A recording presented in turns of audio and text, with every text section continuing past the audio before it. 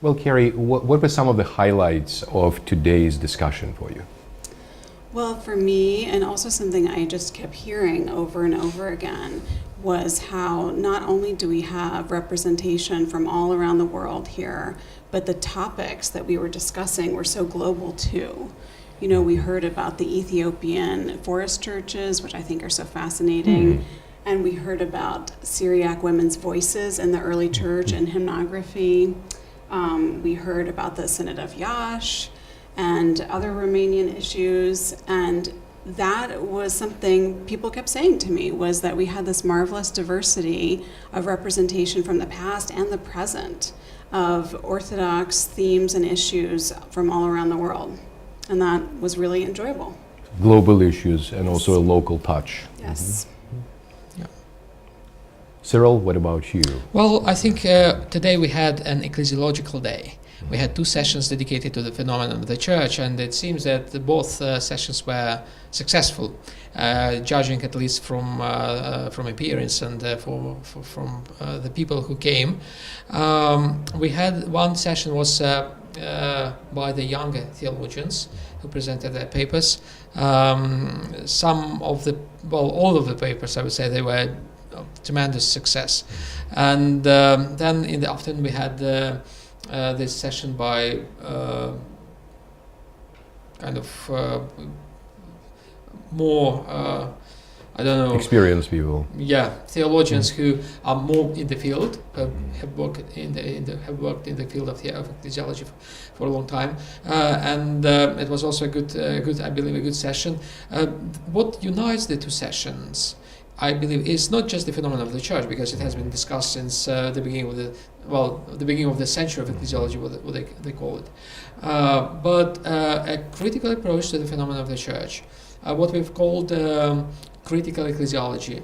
It seems that the time has come. It's a kairos, that we, the Orthodox, began a serious conversation about the critical approach to some aspects of the church.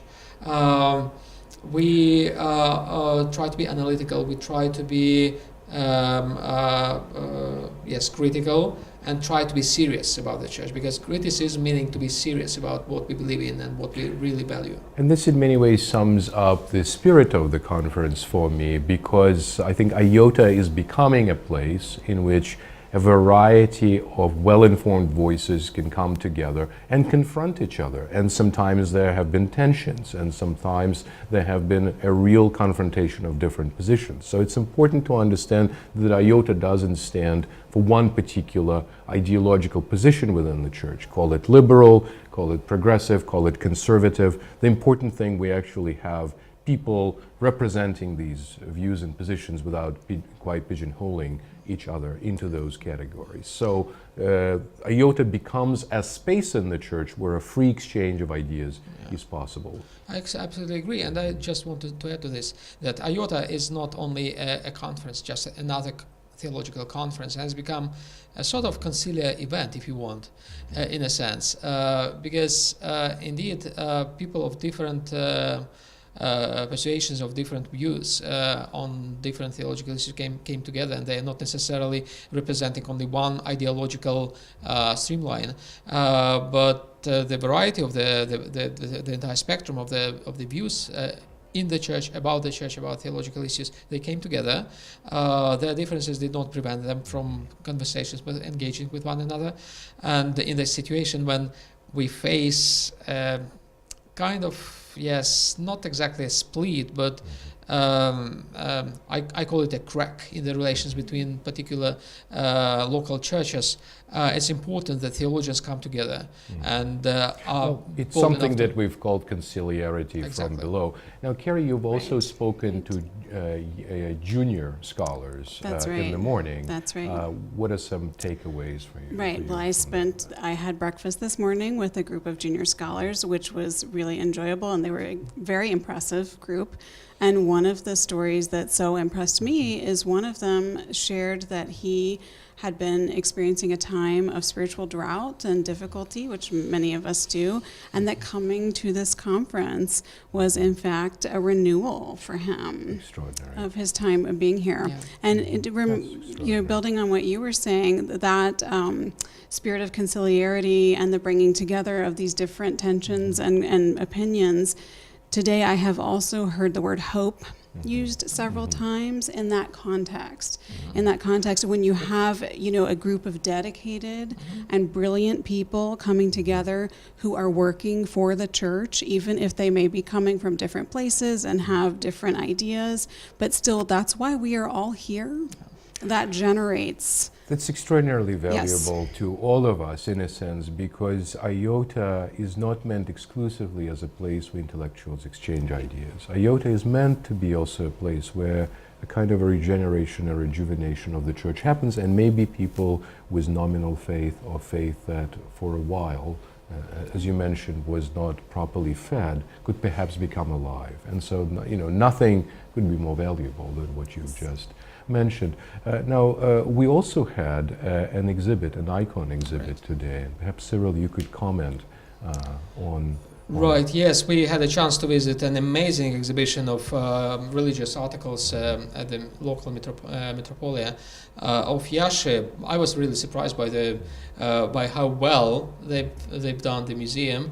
Actually, it's not a very common thing that the religious museums, especially run by the church, are done in a good style. It was mentioned that this is the youngest museum in Romania, and we are the youngest organization in the Orthodox Church. Exactly. And it is probably the youngest. It is one of the most beautiful, indeed. Agreed. Indeed. And at the same time, we had this permanent exhibition of the religious items coming from Romania, especially from this area. But also we had the exhibition of icons brought from Ukraine, which is also an interesting as a concept. It's a sort of conceptual art, if you want, modern art, but it relies on the ancient patterns of the Byzantine and ancient Slavonic art. This is an exhibition of icons which have been painted by Ukrainian artists, a couple actually, an artist and his wife. And they what they do is they take boxes from ammunition had been used in the eastern front of Ukraine. Literally boxes from the artillery shells, and they transform those boxes into pieces of art. They just paint icons on one of the sides of the boxes, and what is important, they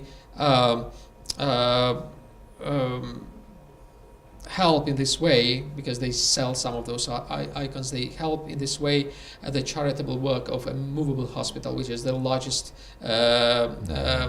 charitable volunteer organization operating in the Eastern Front, non-governmental, and their purpose is to bring doctors to the eastern front line and to offer medical help to the soldiers, but also to the local people. So as you put it, and you wonderfully, very eloquently put it, it is the icon itself bears two sides. It bears the side revealing the reality of war, and it also bears the side revealing the beauty of God, through which then the world is transformed. Carrie, would you like to perhaps? I found the exhibit stunning, and just that transfiguration, which is what we're really all called to do as human beings, and to see that embodied in those icons and those works of art was just profoundly moving. And this is our hope for IOTA, that it will participate in the Church's work of theosis and deification of the Church, of society, and indeed of the whole world. Well, thank you very much. Thank you. I hope that IOTA will be that bridge that will connect sometimes trenches, in different ecclesiastical battles and quarrels and so forth, will transform the spirit of contesting to the spirit of peace, spirit of reconciliation, and it is already doing its work. Thank you. Thank you.